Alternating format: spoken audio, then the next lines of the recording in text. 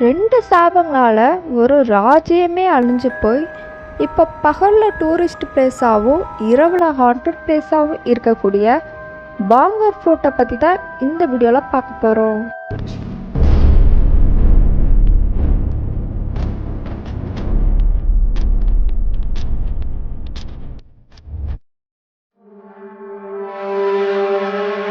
Tourist பிளேஸான ராஜஸ்தானில் இருக்கக்கூடிய Bhangar ஃபோர்ட்டுக்கு morning 6 to evening 6 வரை தாங்க அங்கே இருக்க அலோட் டைம் அப்படின்ற ஒரு ரூல்ஸ் இருக்குங்க. இதெல்லாம் எதுக்காக அப்படின்னா அங்கே நடக்கிற சில மர்மமான விஷயங்கள் தாங்க காரணம். நீங்கள் பாங்கர் ஃபோர்ட்டுக்கு போனீங்கன்னா அங்கங்கே சில இடத்துல இந்த மாதிரி இன்ஸ்ட்ரக்ஷன் போர்டு வச்சுருப்பாங்க. அதிலே சொல்லியிருப்பாங்க மார்னிங் 6 to ஈவினிங் 6 வரை தான் இங்கே இருக்கணும் அப்படின்னு. ஈவினிங் 6 மணிக்கு மேலே அங்கே நிறைய அமானுஷ்ய விஷயங்கள் நடக்குதுன்னு, அந்த கோட்டையில் நிறைய ஆத்மாக்கள் இருக்குன்னு அந்த ஊர் மக்கள் சொல்கிறாங்க அண்ட் நம்பவும் செய்கிறாங்க. இந்த மர்மத்துக்கு பின்னால் இருப்பது 2 சாபம் தான் அந்த ஊர் மக்களே சொல்கிறாங்க. இந்த மர்மத்துக்கு பின்னால் இருக்கக்கூடிய அந்த 2 சாபங்களை பற்றி பார்க்கலாம்.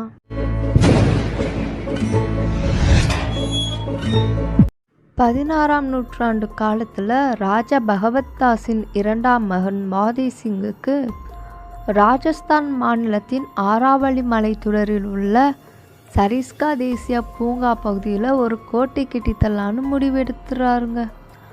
அந்த கோட்டை தான் பாங்கர் கோட்டை.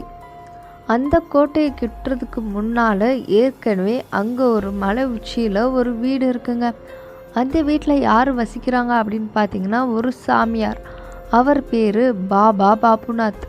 அவர்கிட்ட போய் பெர்மிஷன் கேட்குறாங்க, இங்கே நாங்கள் கோட்டை கட்ட போகிறோம். அப்போது அந்த பாபு பாபுநாத் சாமியார் சொல்கிறாரு, நீங்கள் எவ்வளோ பெரிய கோட்டை வேணாலும் கட்டிக்கோங்க, ஆனால் உங்கள் கோட்டையோட நிலை என் வீட்டு மேலே படக்கூடாதுன்னு சொல்லிட்டு, மீறி உங்கள் கோட்டை நிலை என் வீட்டு மேலே பட்டால் அது நிலைக்காதுன்னு சாபமுற்றாரு. எல்லாத்துக்கும் ஓகே சொல்லிட்டு 4 தளம் உள்ள பெரிய கோட்டையாக பாங்கர் ஃபோர்ட்டை கட்டி முடிக்கிறாருங்க. எல்லாம் நல்லா தான் போயிட்டு இருக்கு.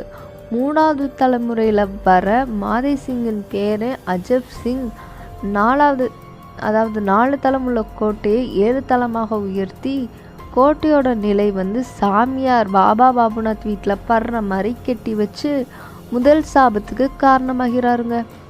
இப்போ கூட அந்த டூரிஸ்ட் பிளேஸ்க்கு போய் பார்த்தா 4 தளம் தாங்க இருக்கும். மீதமுள்ள 3 தளம் எங்கே இருக்குன்னு தெரியாது. ஏன்னா அப்படி அழிஞ்சு போய் இருக்குங்க.